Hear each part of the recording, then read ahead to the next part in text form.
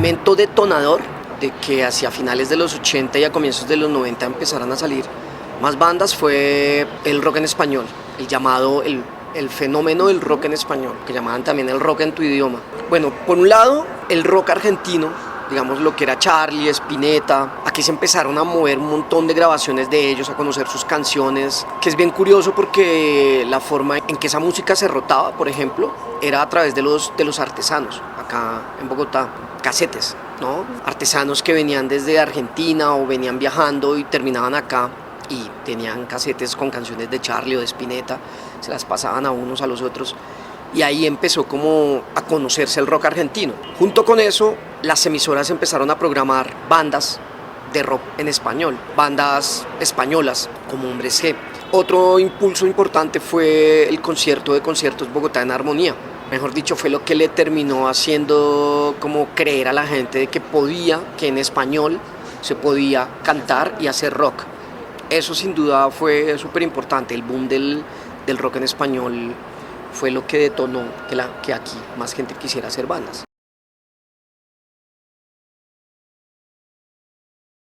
De esa época Terciopelados todavía se estaba como engendrando, no era una realidad como tal. Pestilencia en cambio sí era una realidad ya.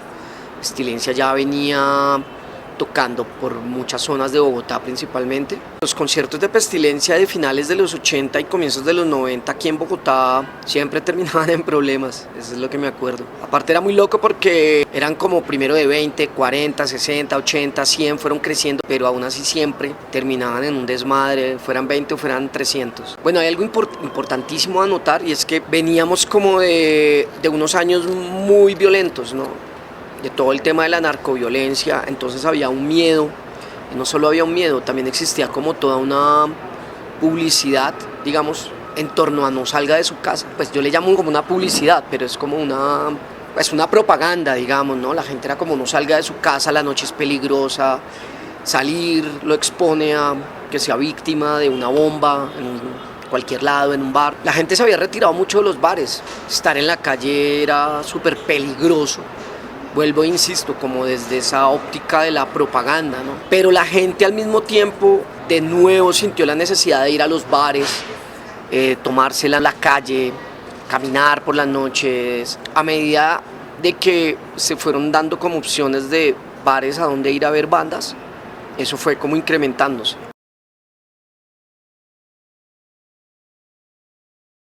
Bogotá tuvo a finales de los 80 y primeros años de los 90 una oferta de lugares increíbles, que de hecho era como un circuito muy sólido, un circuito local muy sólido para que las bandas nuevas tocaran, para que bandas de otras ciudades, de Bucaramanga, de Medellín, de Cali, de la costa, vinieran a tocar a Bogotá. Y normalmente en este circuito de bares que iba desde Chapinero hasta el norte, habían conciertos jueves, viernes, sábado y domingos cuando el lunes era festivo. Siempre habían bandas tocando. Estaban Bolívar, estaban Vértigo Campo Elías, Chapinero Mutante, Calimán, Membrana, bueno, los clásicos de la Candelaria, los que empezaron de hecho los Aterciopelados y Carlos Vives, Barbie, La Casona. Es rarísimo, pero había por lo menos el doble o casi que el triple de opciones.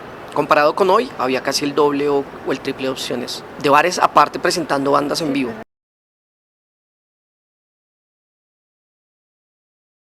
Yo creo que la principal característica era que eran el reflejo de una época, es decir, de lo que estaban viviendo. Y en términos estéticos, eran bandas atractivas de ver, la forma en que se vestían, generaban una ruptura, ¿no? Por ejemplo, Aterciopelados, era como su look y entonces usaban ropa usada, que compraban en los puestos de donde se vende ropa usada, como cosas que la gente no...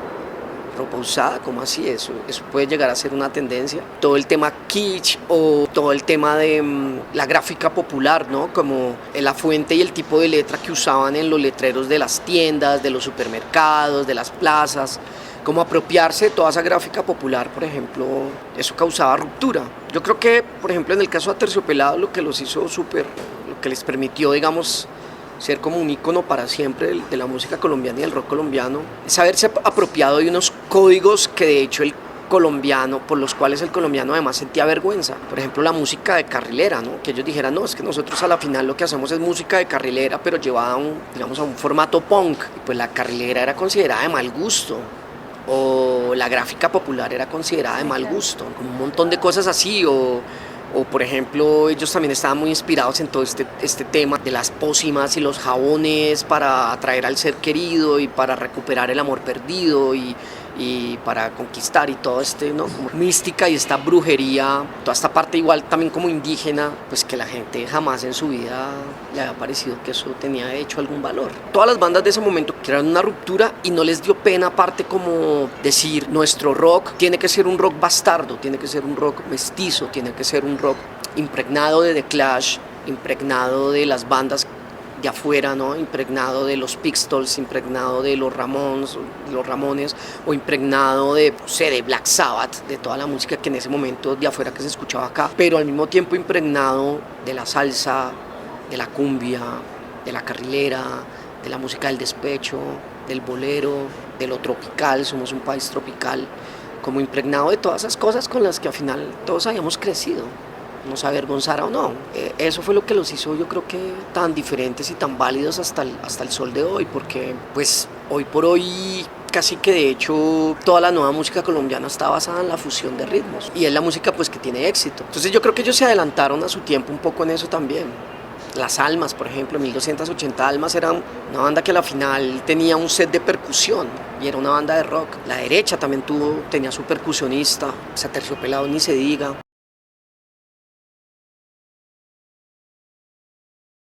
Digamos que en ese momento Bogotá ya traía como unas músicas bien definidas, ¿no?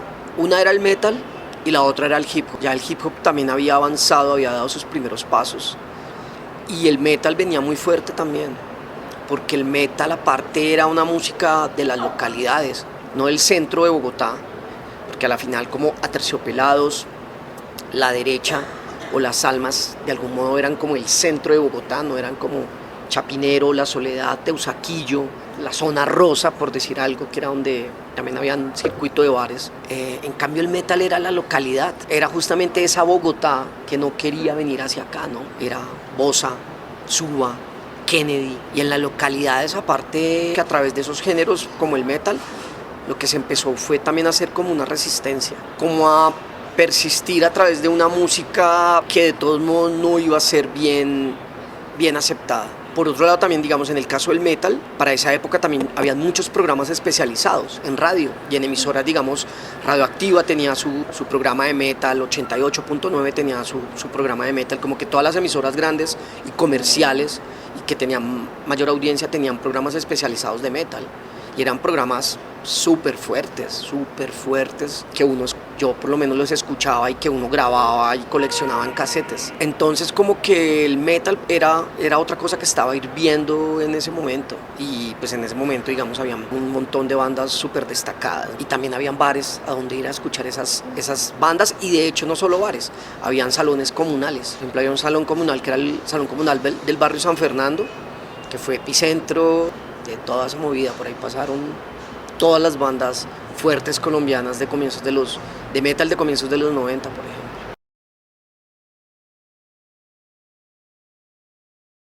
Lo que hizo que el metal creciera en Bogotá fue Bogotá misma, una ciudad caótica, una ciudad gris, una ciudad lluviosa, una ciudad con, digamos, como con un panorama no tan esperanzador y las localidades, o sea, la pasión de la gente de las localidades por el metal. Para mí eso fue lo que hizo crecer, por ejemplo, importante también, como todas las tiendas de discos de la 19, las que estaban tanto en la carrera cuarta como en la carrera octava, porque todos eran tiendas como de discos que en su 70% vendían metal y importaban discos de cantidad de lugares. También empezaron a circular un montón de fanzines. Eso coincide también pues con Rock al Parque, que Rock al Parque desde sus comienzos pues fue un fortín de bandas de metal. O sea, si uno mira los primeros 5 Rock al Parque y mira la programación, pues, más del 50% son bandas de metal. Eso fue lo que hizo crecer el metal, digamos, en esos años. Y el punk, digamos que seguía siendo, pues como que también siempre fue importante, pero no como tan grande como el metal, ¿no? me parece que el punkero de algún modo también era de unos parches más reducidos. Siempre ha sido como no menos importante para nada, pero sí como de unos parches más reducidos. De hecho, en ese momento, como a comienzos de los 90 y a finales de los 80, pues había mucha más movida punk en Medellín que en Bogotá. Y eran como más importantes las bandas, digamos, de Medellín que las de Bogotá. En cuanto al metal, también creció porque hubo como una cantidad también de pequeños empresarios y organizadores de conciertos como independientes, por llamarlos de algún modo, que empezaron a hacer, a programar y a traer bandas también.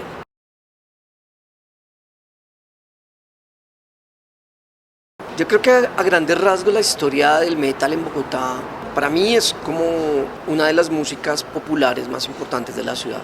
Desde mi punto de vista es como la música popular más fuerte que tiene Bogotá, como cuando uno dice la música popular más fuerte que tiene Cartagena, la champeta, o la música popular más fuerte que tiene, no sé, Tunja, la carranga. Para mí Bogotá la música más fuerte, popular, por número de bandas. Bogotá tiene más de 1000 bandas de metal, por número de audiencia.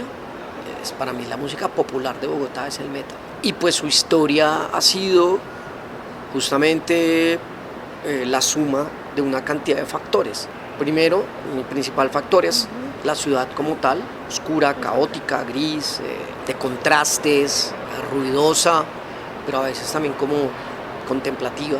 Ese elemento sumado a que un montón de jóvenes de las localidades quiso tener bandas de metal, sumado a que como que la principal arteria discográfica de la ciudad, que fue todas las discotiendas de la calle 19, vendían metal, importaban mucha cantidad de discos de metal, sumado a que hubo unos programas especializados de metal en emisoras importantes, hubo una cantidad de fanzines y de medios alternativos contándole a la gente lo que estaba pasando, sumado a que nació Rock al Parque, y Rock al Parque desde sus comienzos promovió a las bandas de metal, y sumado a una serie de organizadores independientes que trajeron también bandas de referencia en ese momento a la ciudad. Cuando, digamos, en la ciudad, en cuanto a otros géneros, no estaba sucediendo nada más, ¿no? El metal del de siempre ha mantenido como su propia agenda de conciertos.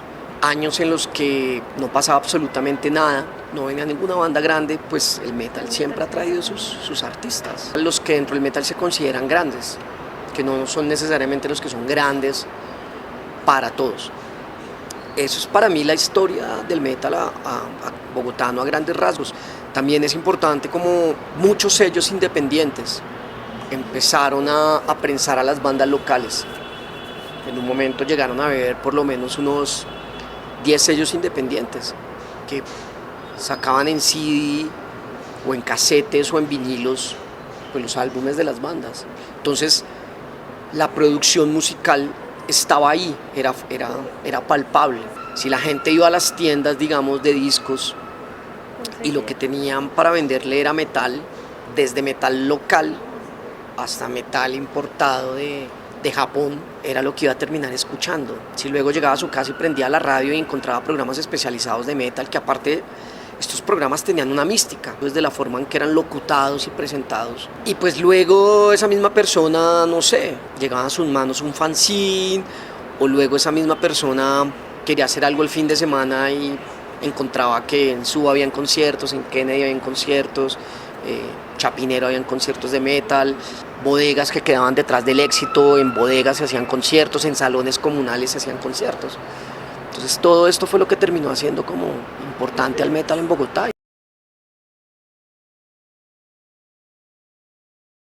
Bueno, pues de Bogotá está Agony, Killcrops, Darkness, Akerrak. Agony y Darkness fueron muy importantes. Había un montón de bandas super underground, un poco se negaban a salir a la luz y se mantuvieron como ahí también. También están como las bandas colombianas que eran de otras ciudades que también terminaron haciendo como carrera acá en Bogotá, como Masacre, Inquisition.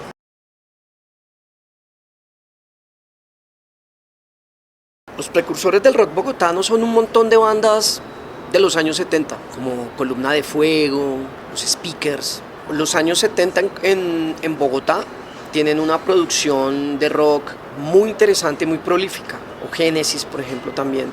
En los 80 es que se produce como un hueco, o sea, en los 70 hubo una gran producción de bandas súper sólidas, súper prometedoras, visionarias, que de hecho empezaron incluso a hacer cosas con folclore, y luego en los 80 como que es una década un poco perdida, una década en la que no pasó mucho, hasta finales de los 80, cuando todo se vuelve y se empieza como de nuevo a surgir a través de lo del boom del rock en tu idioma o rock en español.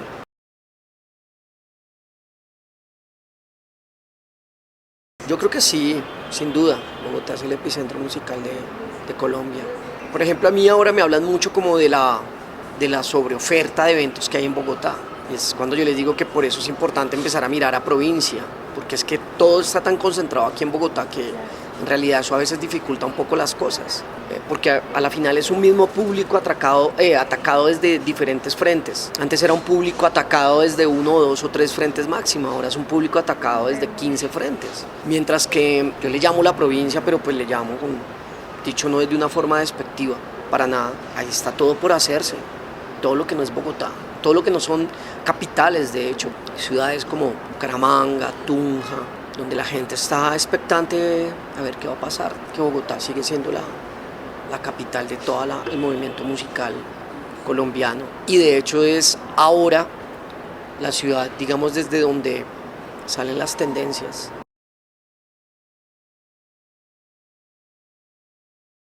Rock al Parque es un festival que cuando arrancó lo que hizo fue nutrirse de los públicos que géneros como el metal ya habían establecido. Y luego con el paso de los años lo que hizo Rock al Parque fue ir consolidando un público propio. Entonces primero como que tomó prestados unos públicos y después amasó, por llamarlo de algún modo, su propio público. Y lo que hizo fue poner ese público a servicio, digamos, de las bandas, que ese público pudiera considerar o ver a las bandas. Pero esto al mismo tiempo también creó como un cordón umbilical un poco peligroso, dicho peligroso pues en el buen uso de la palabra.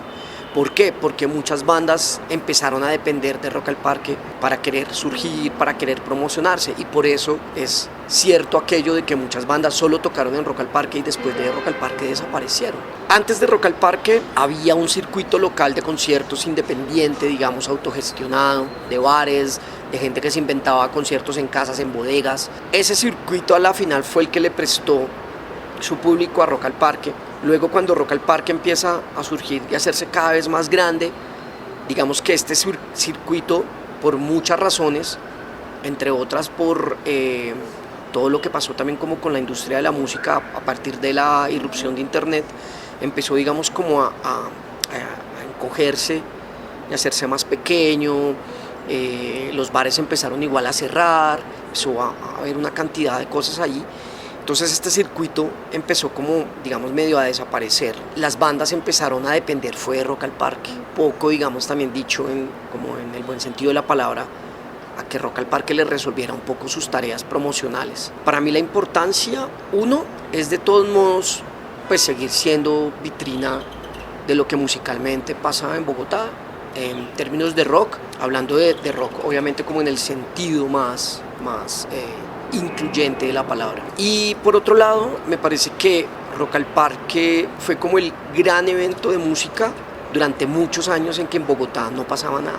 La llegada de los festivales privados o la llegada de los grandes conciertos es relativamente nuevo, es digamos casi que de 5 años para acá. Y el único evento como que mantenía viva la idea de Bogotá como escenario para los grandes conciertos y para los eventos masivos de música era Rock al Parque, de que la ciudad pues sí tenía públicos e infraestructura para ofrecer una oferta seria y grande de conciertos masivos.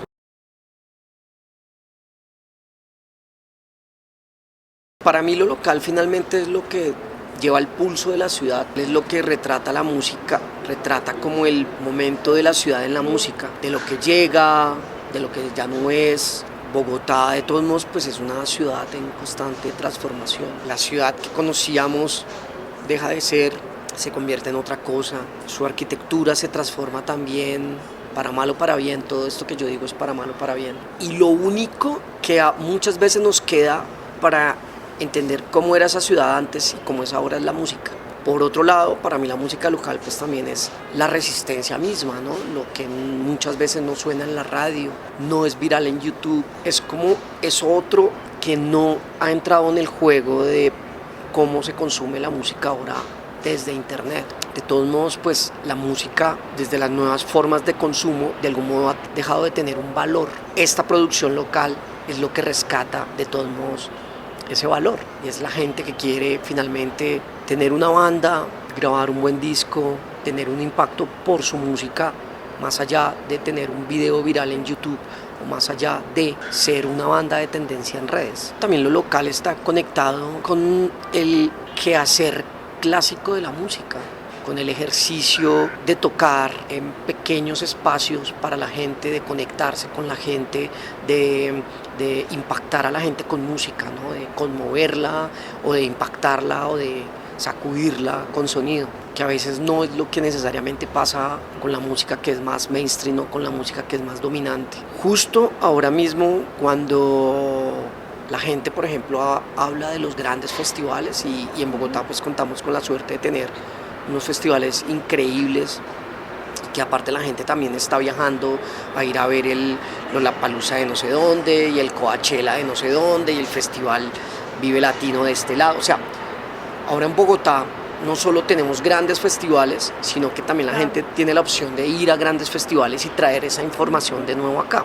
Ahora que estamos viviendo toda esa gran ebullición de grandes festivales, por ejemplo, para mí es muy vital las bandas que están queriendo recuperar, las bandas locales que están queriendo recuperar el pequeño en vivo, el espacio, como el pequeño ritual, ¿no? Como esos conciertos para 100, 200, 300, 500 personas, que además como que hay un voz a voz, ¿no? Como que todavía recurre a esos mecanismos como de vieja escuela, antiguos, paganos, de asistir a un concierto.